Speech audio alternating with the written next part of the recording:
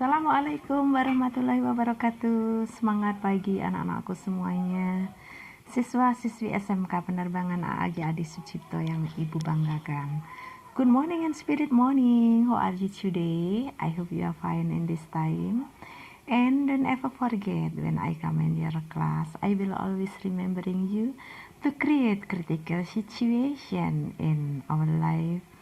And you have to believe that Allah Subhanahu wa Ta'ala will always spreading of nice gift in your everything.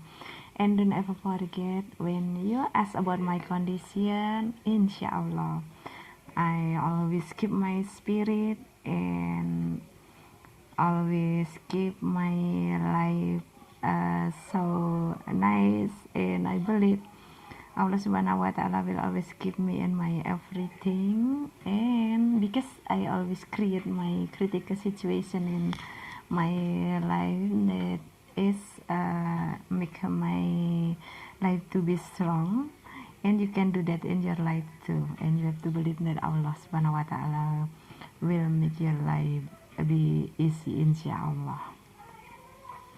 Baiklah anak-anakku semuanya, pada kesempatan pagi ini kita bertemu kembali pada pembelajaran berikutnya. Namun sebelum kita lanjutkan pada pembelajaran, mari kita awali pembelajaran kita dengan membaca basmalah bersama-sama. Bismillahirrahmanirrahim. Semoga Allah Subhanahu wa Ta'ala selalu memberikan kemudahan kepada kita semuanya dan tetap menjaga semangat kita di dalam melaksanakan kegiatan PJJ bersama Busun 1 jam ke depan.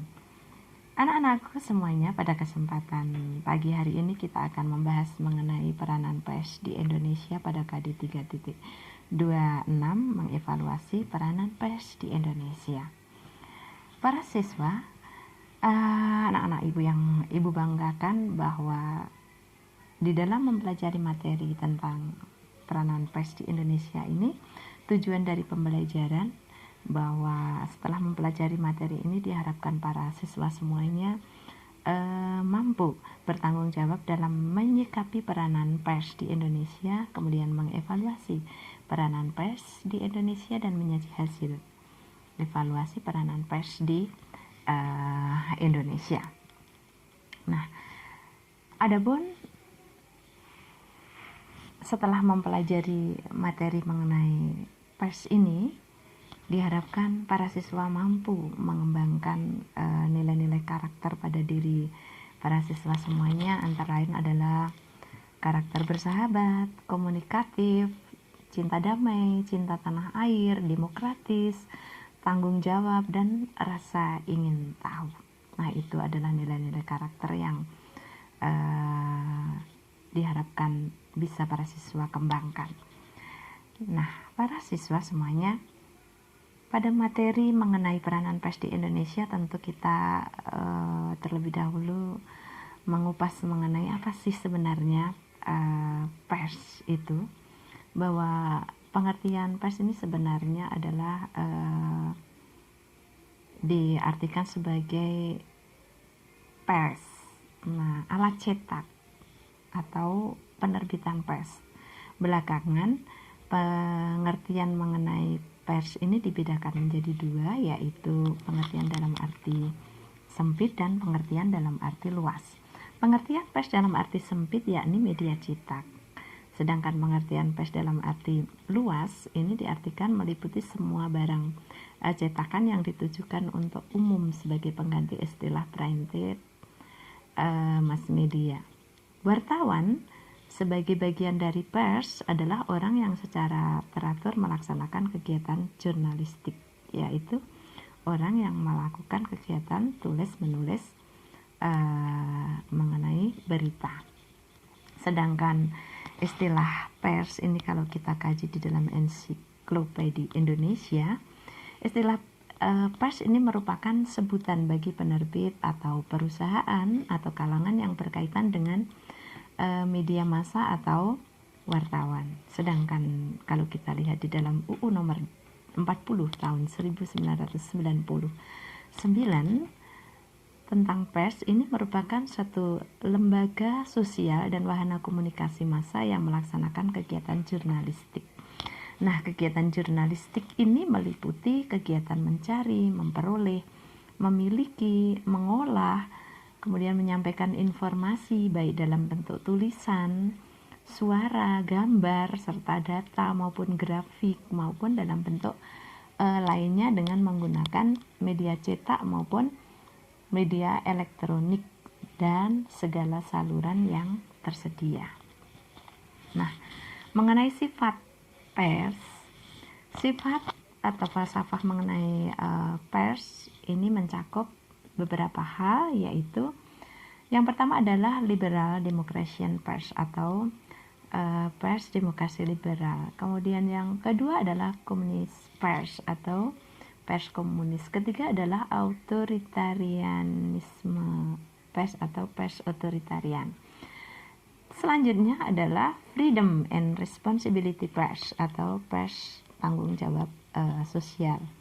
Yang selanjutnya adalah development pers atau pers pembangunan, dan yang selanjutnya adalah five foundation pers atau pers Pancasila.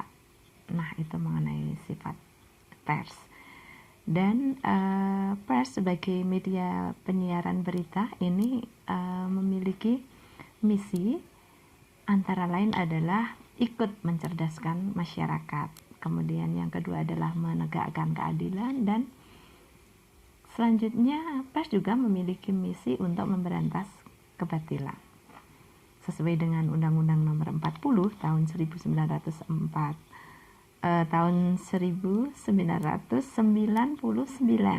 ya.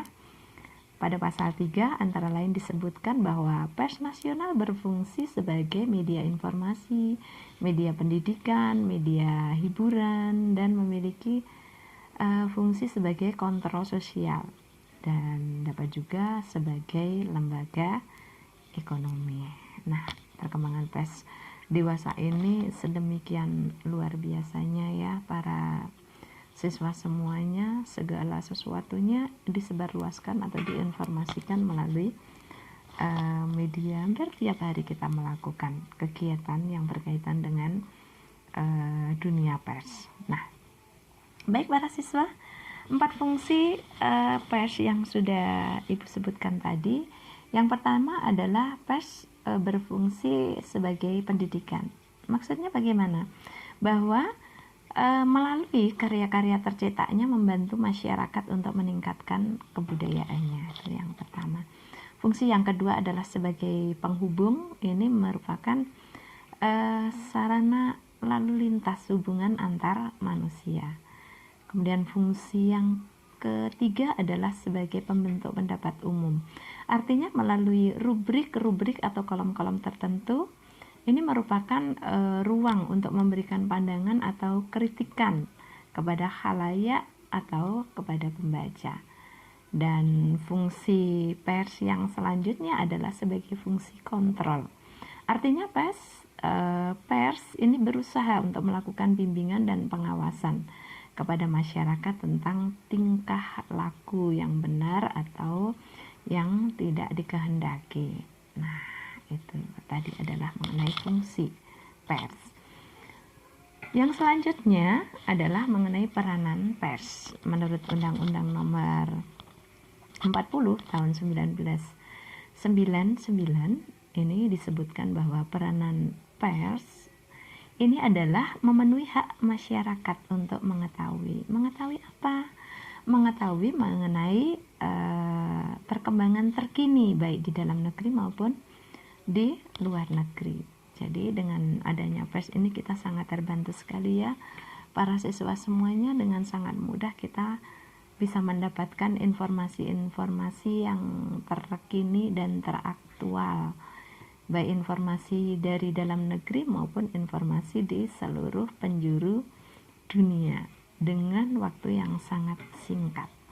Yang kedua adalah memiliki peranan untuk menegakkan nilai-nilai demokratis, mendorong terwujudnya supremasi hukum, kemudian hak asasi manusia, serta menghormati kebinekaan.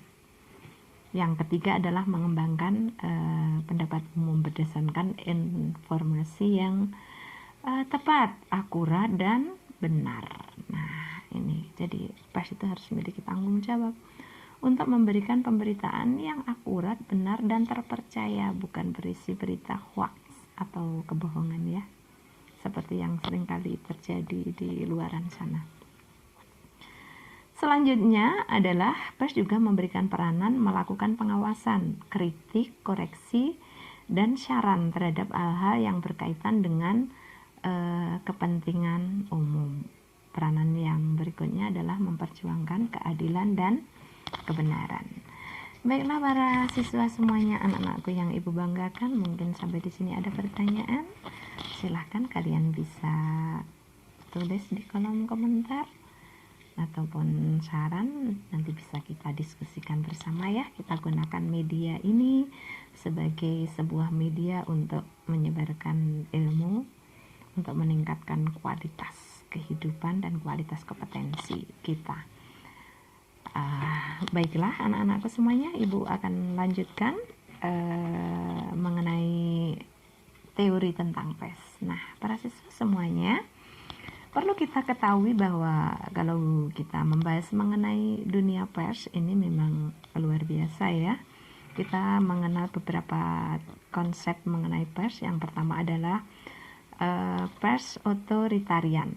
Nah, dalam konsep pers otoritarian ini menganggap bahwa negara merupakan ekspresi tertinggi dari organisasi kelompok manusia, mengungguli masyarakat dan individu. Nah, ini prinsip-prinsip dasar dari pelaksanaan konsep pers otoritarian ini menurut Michael Quayle. Ada beberapa hal yang disampaikan. Yang pertama bahwa konsep otoritarianisme pers ini bahwa media selamanya atau akhirnya harus tunduk pada penguasa yang ada. Yang kedua, penyensoran dapat dibenarkan demi kepentingan penguasa. Ketiga adalah kecaman terhadap penguasa atau penyimpangan terhadap kebijakan resmi tidak dapat diterima. Yang keempat, wartawan tidak mempunyai kebebasan di dalam organisasinya. Nah, ini konsep otoritarianisme pers. Kemudian yang kedua, kita mengenal adanya teori pers libertarianisme. Dalam konsep ini berpendapat bahwa pers harus memiliki kebebasan yang seluas-luasnya untuk membantu manusia mencari dan menemukan kebenaran yang hakiki. Teori ini memandang bahwa sensor merupakan suatu tindakan yang inkonstitusional terhadap kemerdekaan pers. Nah, karena menurut teori ini bahwa pers mempunyai tugas, satu adalah melayani kebutuhan kehidupan ekonomi dalam bentuk periklanan. Kedua, melayani kebutuhan kehidupan politik. Yang ketiga, mencari keuntungan demi kelangsungan hidupnya. Kemudian yang ketiga adalah memberi hiburan. Nah, ini dalam konsep teori libertarianisme. Yang selanjutnya adalah mengenai konsep teori pers tanggung jawab sosial atau responsibility pers. Di dalam konsep pers tanggung jawab sosial bahwa kebebasan pers harus disertai sebuah tanggung jawab masyarakat. Kebebasan pers itu perlu dibatasi oleh dasar moral, etika, dan hati nurani insan. Komisi Kemerdekaan Pers bahwa kemerdekaan pers itu harus diartikan bahwa kebebasan tersebut tidaklah berarti bebas untuk melanggar kepentingan individu, tidak demikian. Kemudian yang kedua adalah bahwa kebebasan harus memperhatikan segi-segi keamanan negara. Yang ketiga, bahwa pelanggaran terhadap kemerdekaan pers membawa suatu konsekuensi atau tanggung jawab terhadap ukuran tertentu. Nah, dalam konsep pers tanggung jawab sosial ini adalah merupakan konsep yang diterapkan di negara kita ya. Jadi konsep pers Indonesia itu adalah menganut konsep teori pers tanggung jawab sosial atau responsibility pers. Prinsip utama dari tanggung jawab sosial ini adalah bahwa media mempunyai kewajiban tertentu terhadap masyarakat. Kemudian juga menetapkan standar yang tinggi atau profesionalitas tentang keinformasian, kebenaran, objektivitas, dan keseimbangan di dalam menyiarkan atau memberitakan sesuatu berdasarkan satu berita yang berdasarkan fakta, jadi bukan fiktif ya, bukan satu kebohongan.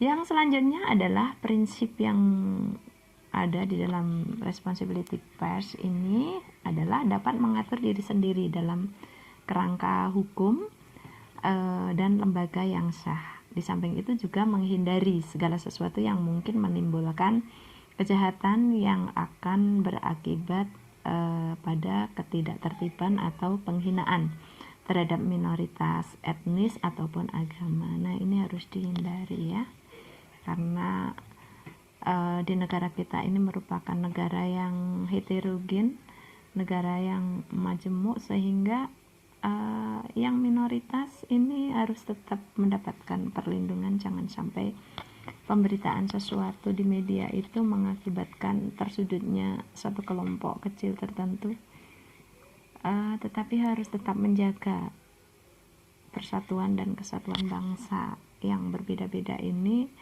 menjadi sesuatu yang luar biasa bagi bangsa Indonesia. Kemudian yang prinsip berikutnya adalah bersifat pluralis dan mencerminkan kebinekaan, seperti tadi yang Ibu sudah jelaskan ya. Kemudian memberikan kesempatan yang sama untuk mengemukakan berbagai sudut pandang dan hak untuk menjawab. Prinsip yang selanjutnya adalah bahwa masyarakat memiliki hak mengharapkan standar prestasi yang tinggi dan intervensi dapat dibenarkan sepanjang untuk mengamankan kepentingan umum atau kepentingan bersama. Nah, itu dalam konsep responsibility pers sah-sah saja demi untuk menjaga kepentingan umum. Anak-anakku semuanya, masih ada konsep yang lain? Kira-kira para siswa semuanya mengetahui ya? Saya yakin kalian para siswa yang sangat luar biasa. Yang selanjutnya adalah konsep teori pers komunis. Nah, pers dalam konsep pers komunis ini, pers itu merupakan alat pemerintah atau partai yang berkuasa dan bagian integral dari negara. Sehingga pers harus tunduk pada pemerintah dan berfungsi sebagai alat untuk melakukan indoktrinasi massa. Nah, di dalam konsep pers komunis ini memiliki ciri-ciri. Yang pertama adalah media berada di bawah pengendalian kelas pekerja, karenanya ia melayani kepentingan kelas tersebut. Media tidak dimiliki secara pribadi. Yang ciri berikutnya adalah bahwa masyarakat berhak melakukan sensor dan tindakan hukum lainnya untuk mencegah atau menghukum setelah terjadinya peristiwa publikasi anti masyarakat. Nah, itu adalah ciri-ciri dari teori pers komunis. Nah, para siswa semuanya, dari apa yang Ibu sampaikan dari awal hingga detik ini, barangkali ada pertanyaan yang mengganjal di dalam hati para siswa semuanya. Para siswa bisa ajukan pertanyaan ataupun saran ataupun apa saja, silakan berpendapat dan tulis di kolom komentar ya, kita diskusikan di sini. Nah, mari kita maksimalkan media ini sebagai media untuk pembelajaran kita bersama di masa pandemi ini, sehingga hak kalian untuk mendapatkan pendidikan sesuai pasal 31 tetap bisa berjalan dan terpenuhi sesuai amanat dari Undang-Undang Dasar Negara Republik Indonesia tahun 1945. Nah, para siswa semuanya, Ibu berharap melalui pembelajaran kali ini semoga pembelajaran ini tetap memberikan makna dan bermakna buat kita semuanya, dan Ibu berharap jangan sampai kalian kendor dalam semangat, tetap terus ciptakan dan pupuk semangat kalian semuanya untuk mengikuti pembelajaran jarak jauh ini, meskipun kita tidak bisa bertatap muka langsung di kelas, tetapi kehadiran para guru melalui layar ini berharap bisa memberikan makna yang luar biasa buat para siswa semuanya. Semoga ini bermanfaat buat kita semuanya. Anak-anakku semuanya, jangan patah semangat ya, terus tingkatkan semangat kalian, dan apabila apa yang Ibu sampaikan ada salah kata, kekurangan itu ada pada diri Ibu, karena kesempurnaan itu hanya milik Allah Subhanahu wa Ta'ala. Ibu mohon maaf apabila ada kekurangan dalam menyampaikan materi ini. Baik, kita tutup. Sebelum kita tutup pembelajaran kali ini, mari kita ucapkan hamdalah bersama-sama. Alhamdulillahirabbil alamin. Sampai ketemu pada edisi berikutnya para siswa semuanya. Wassalamualaikum warahmatullahi wabarakatuh. Sampai jumpa.